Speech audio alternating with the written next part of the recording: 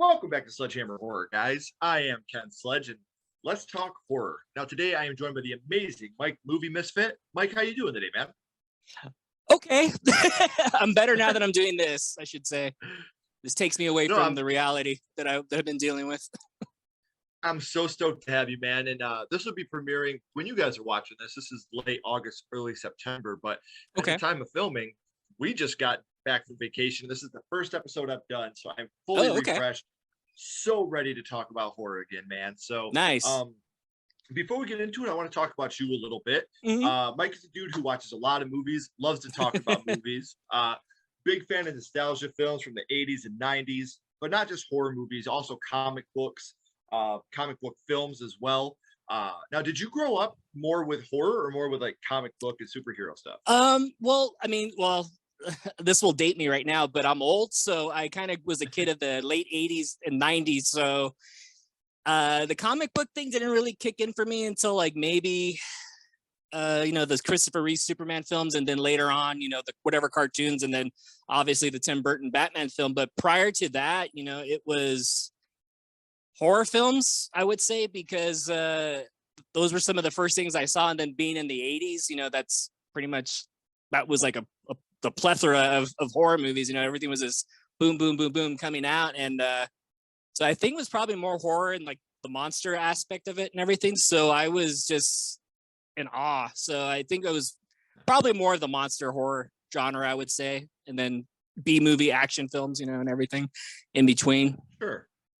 Well, I mean, growing up in the 80s, my parents owned a video store. So Oh, I that's was so lucky cool.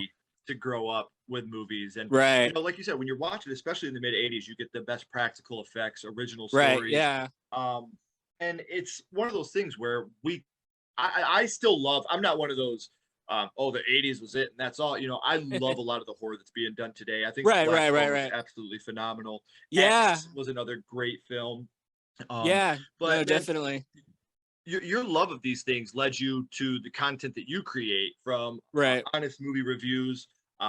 Also, you do a weekly movie trivia game on your Instagram account, Mhm. engaging questions and random movie information on your TikTok account. And the best thing about all that is you don't have to go far to look for it, guys, because I have all his links right down here in the Ooh, description. thank you. So after this video, make sure that you're following all the social media links. You can stay up to date on everything that Mike the Movie Misfit is up to. So what made you decide to give that push to actually start becoming a Ooh, content creator?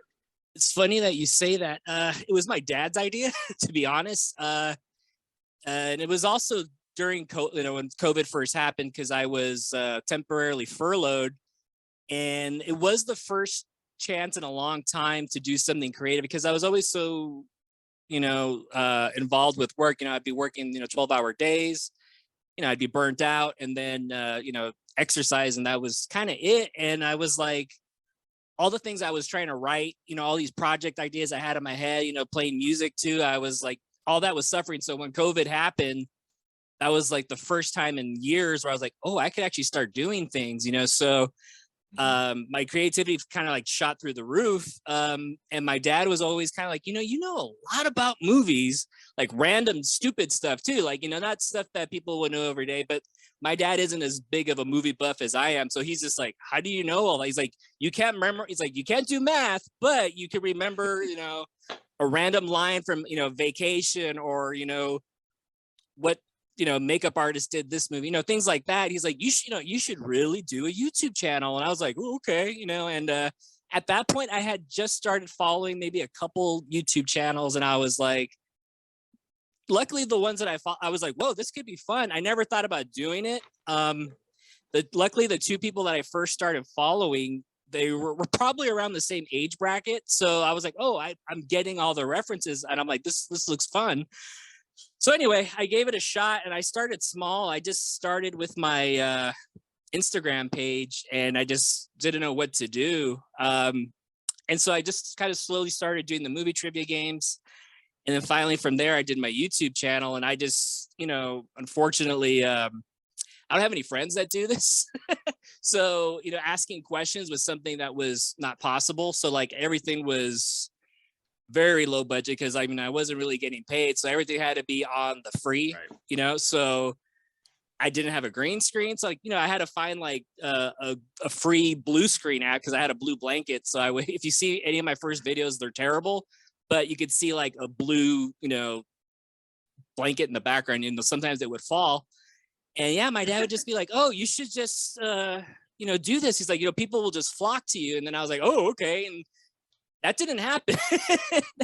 I was like, Dad, I think I'm 10 years too late. And then from there, I kind of just slowly kept it going. But, it was hard because I was just reviewing whatever was coming out, but no one was watching. And then slowly but surely, my Instagram account started growing. And finally, I just broke down and did the TikTok just because it had so many options as far as like effects. So it had its own green screen. So I was like, oh, maybe I could just start using some of the tools and just go from there. That was kind of it. But yeah, it was all my dad's idea. But it was funny, even my own dad wasn't watching right away. So I was like, I'm doing all these videos. And like, I think the first 6 months I was probably overdoing it because I was literally putting out 3 videos a week on YouTube. Yeah. And, since I was learning all about editing and on iMovie, some videos would take me like 3 to 6 hours to edit because I was literally, I'm sure like right now, I was just randomly ranting, going blah, blah, blah, blah, blah, blah, and and for whatever reason, when I would try to write a script, because I noticed, a lot of these creators are writing scripts to follow, and read along. For whatever reason, when I was trying to read my script, I would start stuttering. And I was like, I don't have a stutter. But I was like, for whatever reason, reading my own lines, I'm stuttering. And I was like, geez. So it made the editing even harder. So after a while, I just had to start ad-libbing and then just trying to find ways to get my content out. And it took a long time. It's been a very, very slow growth, very slow. Mm-hmm. Not until I would say in the last 4 months, things started happening a little more. So it's helped my confidence a bit because there's been often times where I was like, I think I'm done. I was like, I already have 120 videos and 3 people following me. I was like, something's not right. I'm like, it's probably me. So I was like, yeah, because my dad was like, yeah, you'll get sponsors, you'll blah, blah, blah, blah. I'm like, wow, Hollywood. Here I come, But the crazy thing, funny how much time it actually takes, and to stay consistent and to hit that wall, exactly, continue to go through it. Like it's hard work, man. No, it definitely is. And I was like, this is work, especially since a lot of my early videos were real long too. They were like 10-minute videos sometimes. I mean, a lot of it was probably just me going blah, blah, blah, blah. But, I was like giving honest critiques, and in depth and everything. But I've gotten better as far as editing, but I've gotten lucky, I would say, because even though like I wasn't getting a lot of views, a few of the independent directors would actually leave comments saying, hey, thank you for watching my movie. And I was like, oh, okay. Right. That's pretty cool. And I got 1 screener, so that was nice. That was the last one, but that was the 1 screener I got from an actual production company. So luckily I liked the movie and I did a decent review. So that's been kind of it. So it's been slowly growing and, doing the movie trivia on my Instagram and then just having to realize, learning from everyone that I'm meeting on, TikTok or Instagram or even YouTube. Luckily some people have started giving me advice. Some people will actually, if I ask them questions, they'll help out, give suggestions. And it's just been like boom, boom, boom. And like, try to put out as much stuff as I can. Cause I didn't know you had to do that. I was like, I'll just post 1 video a day. And yeah, no, that doesn't work either, unless you're probably huge, I'm sure. But, just posting, questions and then trying to keep my content as original as possible.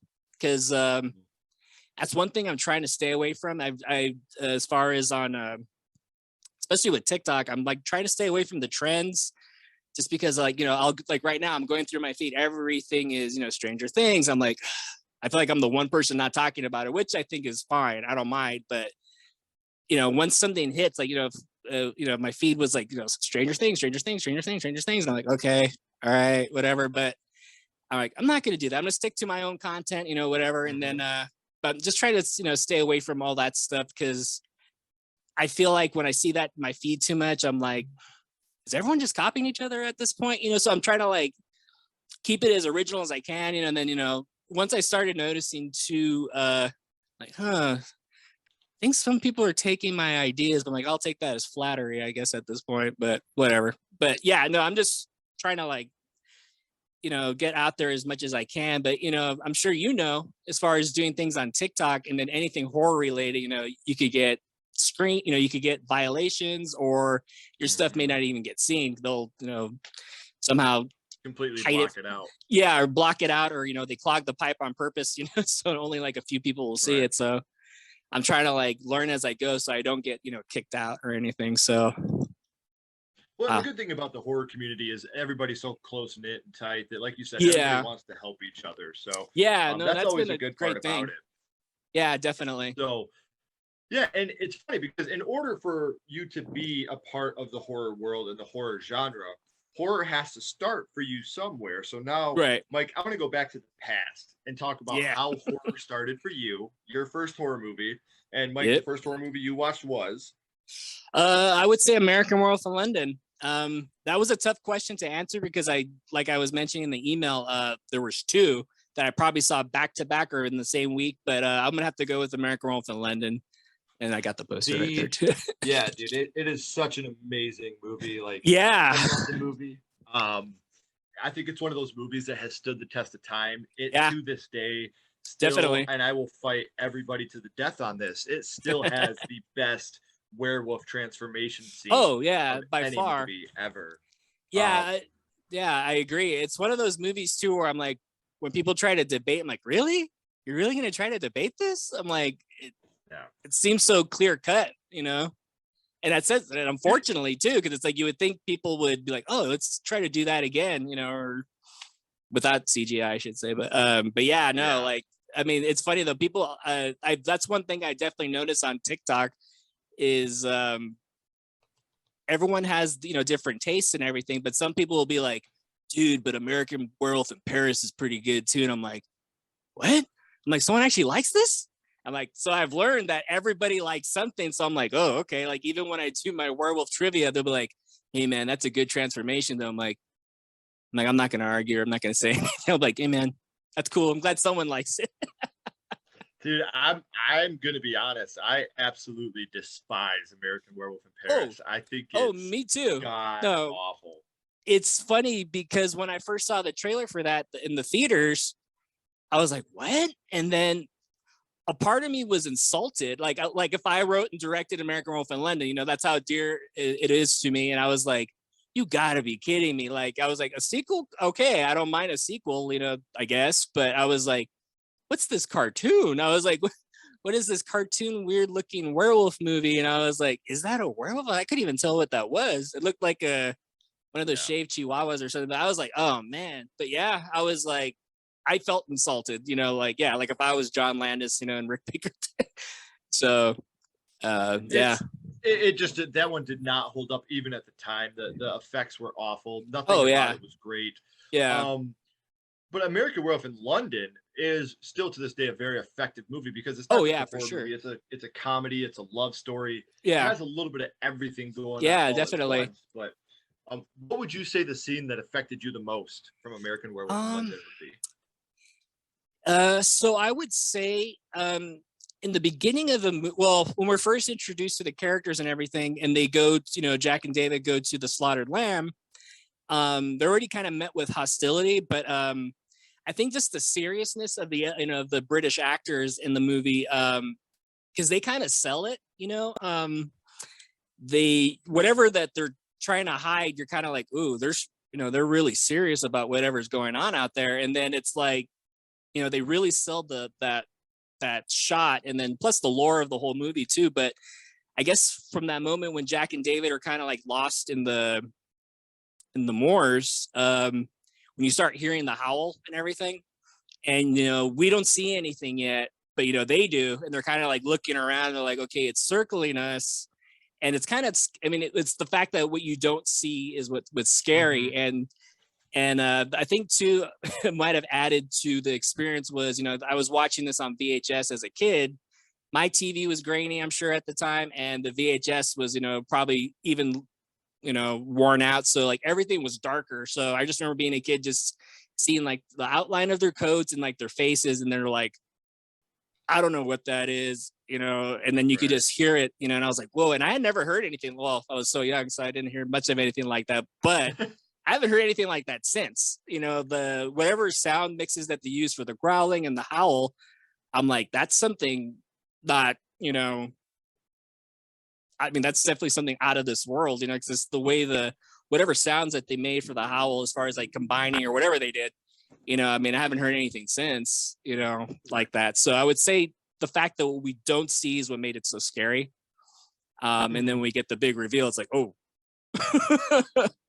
the look backed it all up too. That's what was really effective for me. It was like, not only did it sound and feel scary, what we did finally see, I was like, oh, okay. It was worth it. Yeah, it was worth it. Yeah. So well, I that's mean, what got me. It's not only an effective movie, but like I said, there's a lot of comedy. There's a lot of love. Oh, yeah. The movie. What would you say your favorite scene from American Werewolf is? Ooh, I'm glad you asked, because that is something I've really thought about in the last few years. But so that it's towards the end of the movie, during the last transformation, when the police officer comes in they're like, oh, go check out what's in there. He's kind of walking around the theater, and then when he finally sees the wolf look up, and he runs out the door. But the scene that I love is when he runs out the door in a panic. He slams the door, or the gate. He pulls the gate down really hard. And he's like, when he goes, "For Christ's sakes, Charlie, there's a monster in there." And then you hear like, boom, boom, boom, like the pounding on the gate, and then the whole chaoticness of it. Because I'm like, dude, that really sells it. I'm like, everyone's like freaking out and like, what is that? And the pounding on the gate, and then the growls in the background. I'm like, whoa. I'm like, I don't think it could be pulled off now, at least not with that seriousness. Right. Because it's like, for someone to run, I'm like, for Christ's sake, there's a monster in here. It's like, I'd be like, whoa, I'd be like, but they sell it so well. And it's like, you don't really see anything. I mean, you do see the wolf, look up for a second, but I think with the actor, the police officer, what he pulls off is so good. And what John Landis managed to capture, that was just so like, whoa, like something big is behind this gate, and it's coming. So yeah. That's probably my favorite scene. I know the transformation is definitely in there too, but that's like my favorite scene because it's so effective. And it's just chaotic and everything. And another good thing about this movie is what we talk about, how it is a horror movie, but the kills in this movie are few and far between, but also very memorable. So yeah, which kill would you say affected you the most from American Werewolf? Kill that affected me. I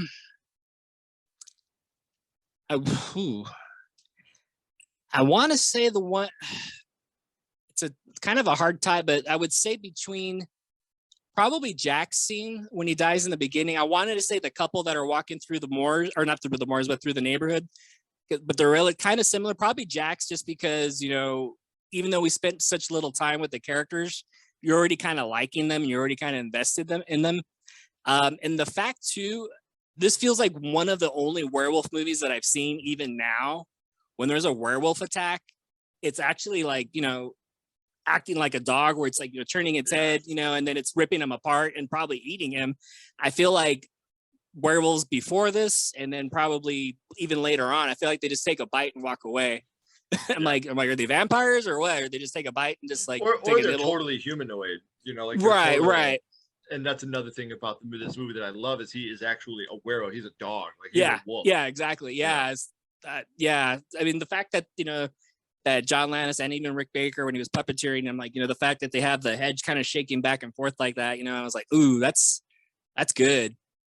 Like, even now I'm like, man, that was smart for them to do it that way. We talked about this a little bit earlier, but we're talking about American Werewolf in Paris and how that movie is just complete dog shit. But that is a sequel. It's not a remake. Now, would you like to see American Werewolf remade today? American Werewolf in London remade today. I had heard rumors that John Landis' son was wanting to do it, and I was like, And even I remember reading about that, and even John Landis saying like, yeah, don't do it. Like, even the fact, unfortunately, I'm thinking like I'm at that age where anything that I loved is going to be remade. Um, I feel like if you remake it, no, I don't want it to be remade, but if it does, you'd have to get the right director, but the chances of that I feel like are not likely to happen because not only with this, I feel like the practical effects will go out the window, but even like the movie, even though it's a comedy, I feel like they don't stop and look at the camera. Like the comedy's kind of subtle, Right. they don't stop and look at the camera and go like, hey, isn't that funny? Yeah, they kind of just like, it's very natural. And if you miss it, you miss it. But I feel like if they remade it, it'd be like, oh, ha ha ha, look at the camera and like, wave. So personally, no, I would not like it to be remade just because I feel like a lot of movies, I feel like they should be kind of preserved almost, and to enjoy. And also, I feel like young filmmakers could learn from movies like this, like this Jaws and other 80s or 70s 80s horror films. I feel like Well, and these are good learning the tools. big thing you said is I feel like if somebody did redo this, the CGI would overtake and the practical Yeah. would go out the window, and that would completely devastate me because I always talk about my three favorite practical effect movies are Nightmare on Elm Street, The Thing, and American Werewolf. Right. So, they already fucked up all three of them with doing a remake, a prequel, and a Right. sequel with CGI. Yeah. So I don't need another remake of this Yeah. one. So Mike, we talked about your first horror movie, Mhm. being American Werewolf, and what that movie means to you. But now, my little buddy Ghostface here has a question for you. What's your favorite scary movie, Mike? Ooh, What is your favorite horror movie of all time? dang. Jeez. That's a hard question. Ah, there's so many.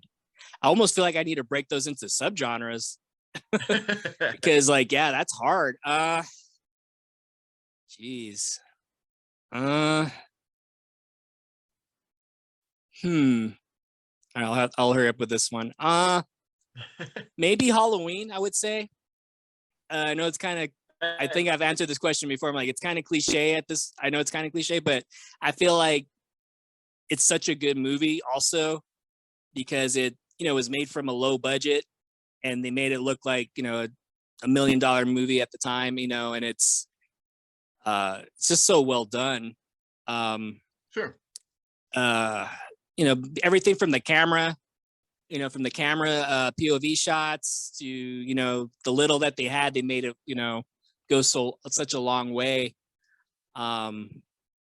Damn, that's such a hard question to answer because I want to say American Wolf in London also because I mean those like I feel like when I saw horror films, it all just came through the floodgates at that point. Like I saw one and boom, they all kind of came at me at once. But Halloween, yeah, Halloween. Geez, yeah. I mean, I'll go with Halloween. That's Okay. because like even now when I look back at it, I'm like, man, that's every like the camera work, the score and everything, and the fact that they made something out of nothing and it worked, and Right. it's just like wow, and it's just a simple story too. So About as I'll go basic with as you can get. yeah, and yet it became the formula for Right. for a genre shortly after as far as slasher goes. Geez, that's a really hard question to answer because I always feel like it's wrong. Well, I mean, it's your personal favorite, so I mean, Yeah, it is what it is on that. yeah, I have a lot of comfort films too. Right. Like yeah, like, especially during quarantine, I watched Dawn of the Dead. I don't know how many times. For some reason, a movie like that kind of just felt like appropriate for what was going on. Sure.